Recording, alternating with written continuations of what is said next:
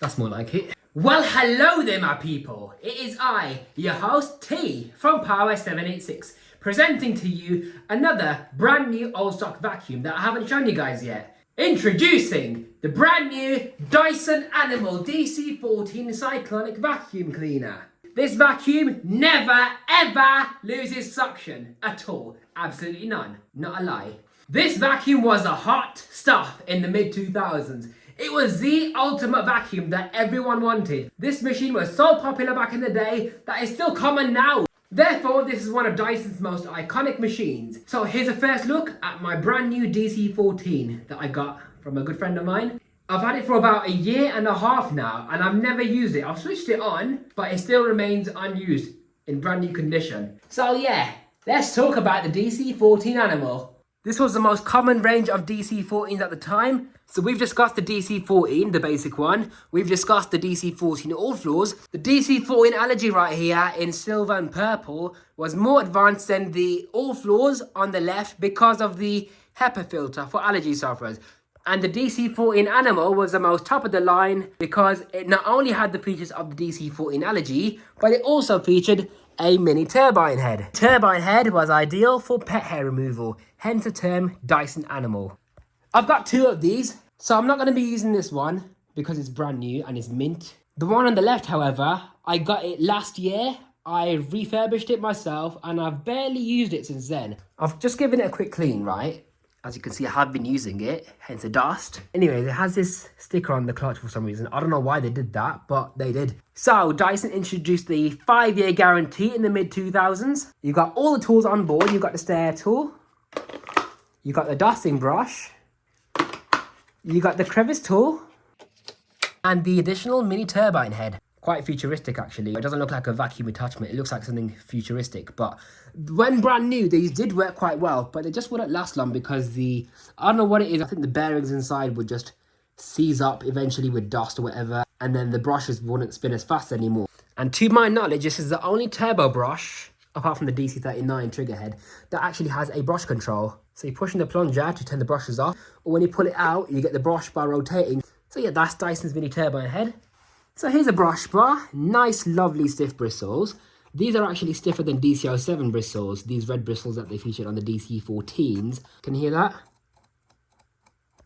These actually do groom the carpet quite better than the DC07s did.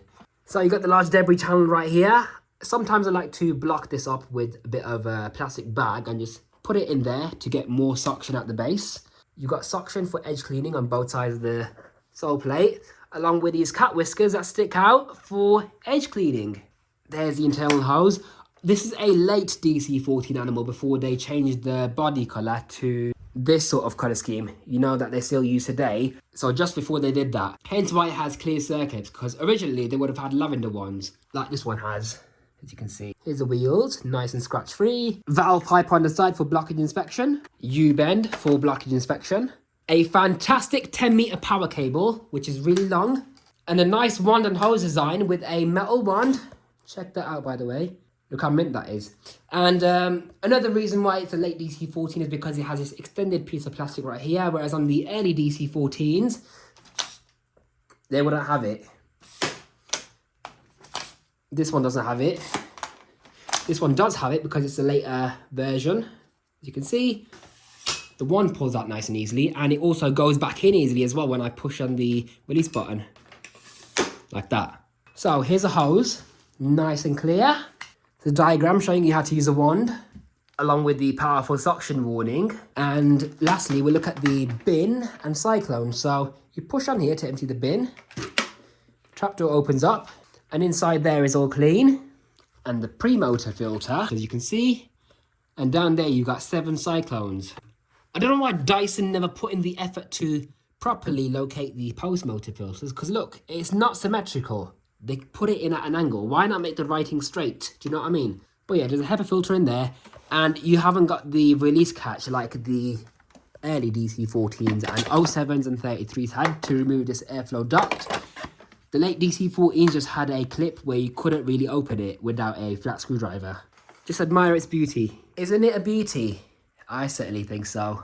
Right, I'm not going to use it, I'm just going to run it for you guys to hear what it sounds like, and maybe run the mini turbine head as well to see how fast that spins. So here's what a brand new DC14 sounds like.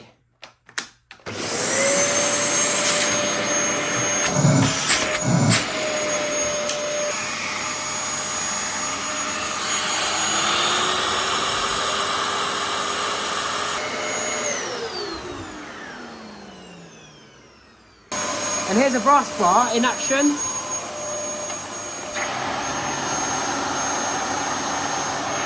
It might spin fast. Ooh, that smells. That smells like summer 2007. Yeah, that exhaust smells nice. It smells like either MySpace or MSN. And finally, here's a data information sticker. So this is the final, last DC14 I'm going to show you guys. Well done to all of you for learning about the DC14 with me. You have successfully graduated from the Powers Institute of Dyson Learning. So all I need to do now is a performance test on the DC14 along with a very honest review showing you all the good things and the bad things about the DC14. Because the next Dyson I'm going to be showing you guys is either the DC15 or the DC17. I don't know yet. I think I'm going to show you the wheeled Dysons first and then move on to the ball range. What do you guys think? So the DC14 is one of my favourite Dysons. It's probably one of my favourite Dysons of all time. I just like how it's more like, I don't know, you know, if it's actually more robust than a DCR4. They're quite solid, to be fair. Nothing really breaks on them. Okay, I've seen a few chassis break, but out of the millions of those I've seen, it's not even that much. So generally, they're very robust. They got way better suction than the DCR4 has. It's a nicer design than the DCR7 thanks to its lower centre of gravity, making it lighter, the better wand and hose design, and large debris channel, along with a better brush bar as well. And it's also a bit more quieter than the DCR7 because the filter sits on top of the cyclones and therefore insulates noise coming from the cyclones.